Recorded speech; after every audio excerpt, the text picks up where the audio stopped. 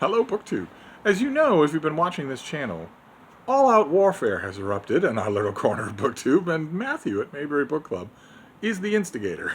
He came up with an idea years ago for a video. Has Steve read it? Where he pulled some books down from his shelves and wondered aloud on camera if I had read those books. If I'd read, in fact, all the books in his tiny house. And that idea caught on. A whole bunch of people years ago wanted to know, has Steve read these books? Always operating under a certain loose set of ideas, of guidelines. You know, let's, for instance, stick to 8 books. Let's stick to books in English. Let's stick to books that you either own or have read.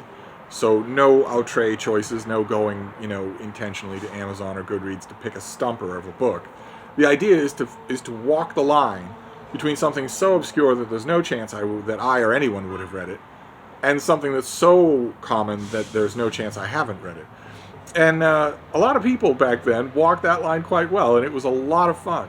Those videos were a lot of fun. And then the fad sort of died away, and recently Daniel at Guilty Feet revived it for Has Steve Read It Season 2. And this has taken off, if anything, more than the first season did. I have a long line of these videos still to get to. In the first season, years ago, I made the decision right away that if you were all going to go to the bother of poking fun at me like this, with a video dedicated to this, then I was going to make a dedicated response video to every one. And that is still my goal here in Season 2, so I have my work cut out for me. And in the schema that we have here, you have 8 choices, and every book of those 8 you name that I haven't read counts as one bean. Just picture Frida's face down at the bottom here. One bean is the award for every book I haven't read. And you would think after all these videos, or all this time, this has been going on for weeks now, you would think that the responses would be all over the map. But they, in fact, are not. We have nobody who has so far scored 0 beans. There is no one who has made a video and listed only books that I have read. That has not happened yet. But we don't have anyone who has 8 beans, or 7 beans, or 6 beans, or even 5 beans. The highest this is going is... Okay, obligatory pause for the siren. Don't want to scream over it.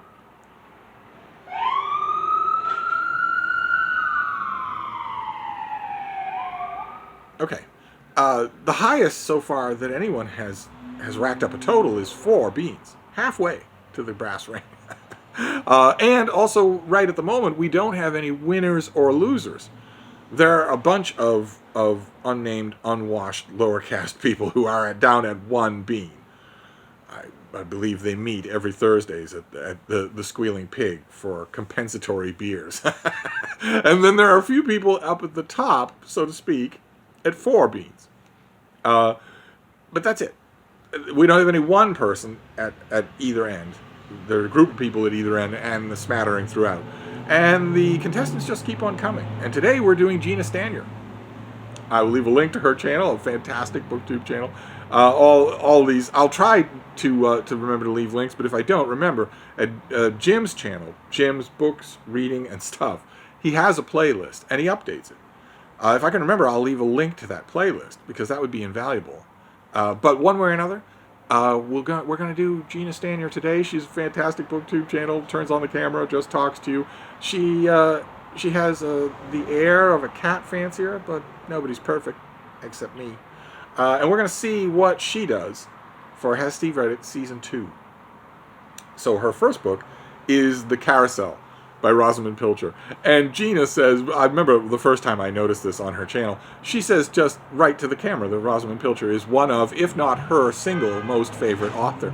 And that just brings a smile to my face. Rosamunde Pilcher is, I believe, fading. I don't think she will ever be reprinted. I don't think that she has much of a readership anymore, but once upon a time she did. She writes very comfortable, unchallenging, cozy, slice of life contemporary fiction. And she wrote one book that was designed to be a bestseller, a sort of her Gone with the Wind, and that was The Shell Seekers.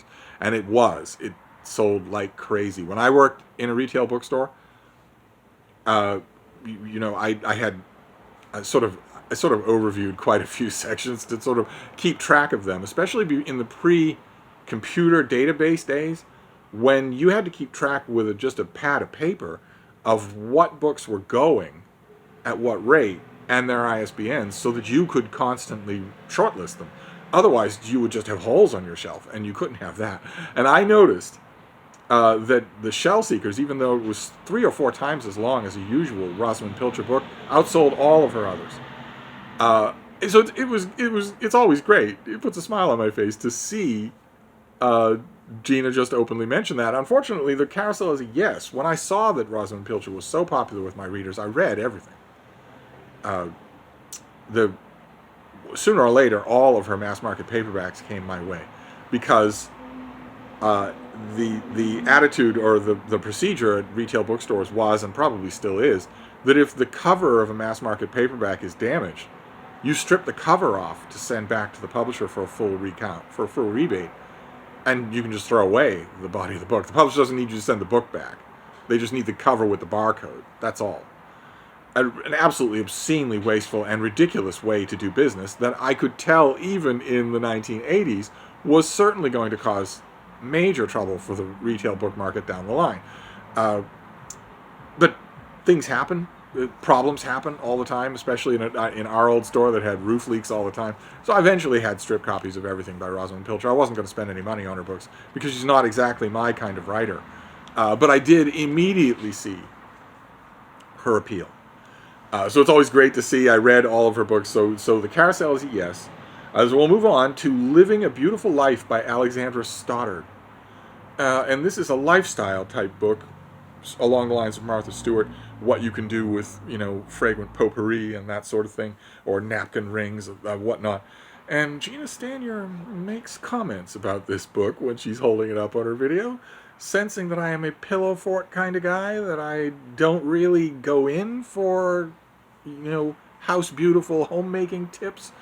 And when I heard those comments of hers, I went, "Why you?" And then I thought, "Oh, she's kind of right." she's kind of right. I don't really care. I've spent a lot of time living outdoors, for instance, in my life. So, and this is a no. Predictably enough, she was right about that. I have not read this book. Every once in a while, you will find a House Beautiful type home hints book that I have read. I've mentioned, was it Carol Mendelssohn's book, Home Comforts? Big, great thing. Fantastic book. I've mentioned that before. I read that and really enjoyed it, and I've read others, but I haven't read this one. So that's a no. That's her first bean. Then we have The Complete Cheese Sweet Home by Konami Kanata. Seems to be Japanese manga about cats. Needless to say, I not only haven't read it, but wouldn't read it. As I often point out on this channel, I don't just play for the other team. I'm the captain of the other team. So this is a no. So Gina is up to 2 beans. Then we move on to Living the Good Life by Helen and Scott Nearing. This is a yes. It is an absolutely endearing book. Wonderful. I think it's out of print. Probably will stay that way. But it and its cousins are the genetic descendants of things like Under the Tuscan Sun or things like that, where someone just tells you stories about the simple life, not the urban life. These kinds of books are always tacit responses to the urban life, and it's just wonderful. All about working a small plot of land, having a small home, encountering all those kinds of problems out in the country. So it's a yes. It brought back memories again, like with Rosamunde Pilcher. It brought a smile to my face. Then the next one is The Obstacle is the Way by Ryan Holiday. And here Gina wags a finger at me and says, "Don't say that Ryan Holiday is one of your dude bros who doesn't really read. Don't do that, because I know he does." Ryan Holiday is a YouTuber. In addition to many other things, he's an author. He wrote this book. I think he's written a couple of other books. I think he owns a bookstore. But he is a YouTuber. I believe the financial wherewithal to do any of the rest of it came from the success of his YouTube channel. And the YouTube channel is all about Stoicism. It's all about adopting the Seneca, the ancient Roman philosophy, life approach of Stoicism and what that means. And I had so many people years ago when I started, BookTube. I had so many people tell me, oh, you have to go and look at Ryan Holiday. You have to find out. I'm dying to know what you make of his channel. Do you think he's the real deal? I know you can hear that dog. We've been over this before, though. This has been happening for years now. I know he's barking, and I know it's high-pitched and seems very excited, but I have talked and smooched and canoodled with him quite often when his owners aren't around, and he is perfectly content. He is just a happy dog, that's all. I would be over there like a heartbeat to either admonish his owners or adopt him outright over their objections, if that were misery. That is not misery. I have checked, just so you know. I'm not ignoring it. He's adorable, but I can't mind if he just wants to, yap out loud at every bird that moves. That's fine by me. I know humans that are like that. But anyway, prompted by all those people who talked about Ryan Holiday, I did go and look at his channel. And when I say look, I mean I watched 3 dozen videos and paid close attention. And of course, you were all right. He is the real deal. He actually does think about what he's doing. There is a wide gap between my liking the job that he does on his channel and my agreeing with Stoicism. Obviously. There's a wide gap between those two things. He doesn't sell me on a life philosophy that is as fundamentally self-absorbed and cowardly as Stoicism is. But nevertheless, he's clearly a very active, very energetic reader. And when I went and did that examination, of course I read this book. I probably ordinarily wouldn't have. Life hack, life philosophy type books are way down on my list of things that I care about, FOMO, I care about missing out on. But this one I did read. So it's a yes. And then we move on to the next one. The next one is With Malice Towards Some by Margaret Halsey. And this is not only a yes, but yet again, a completely ear-to-ear, heartwarming smile. Thank God for Gina for mentioning this book. The only time I've ever heard this book mentioned on BookTube. It is wonderful. And so is this author.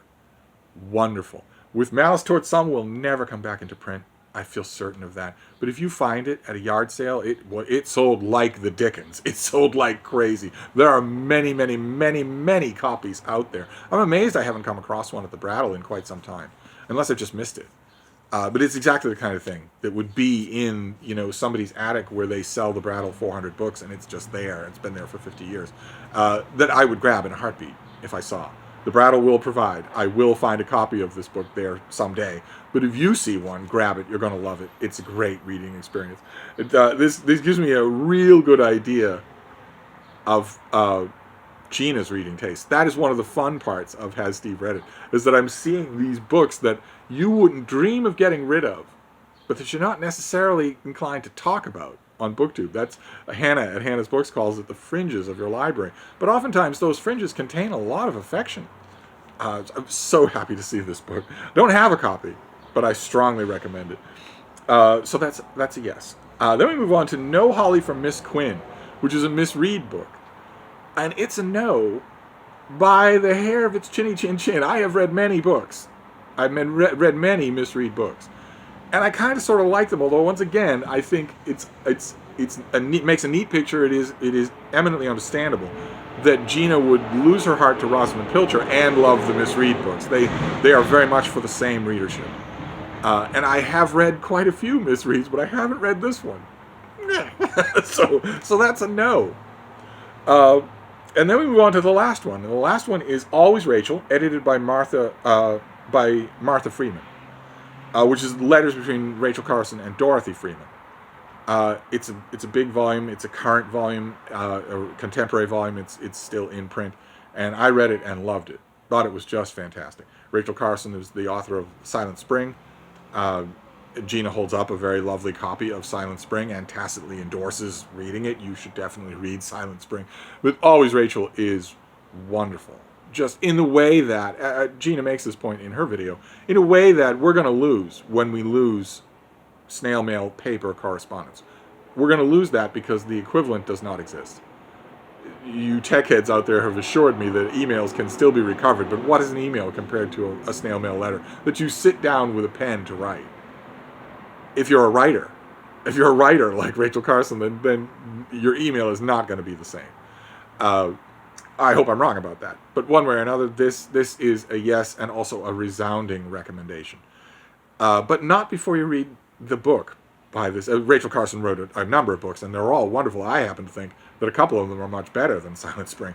But one way or another, Silent Spring is sort of a necessary American classic. So I strongly recommend this book, but not before you get Silent Spring out of your library, which I'm really hoping is reopening your library. I'm really hoping that's the case, that curbside pickup is slowly being phased out in favor of letting you go to the library.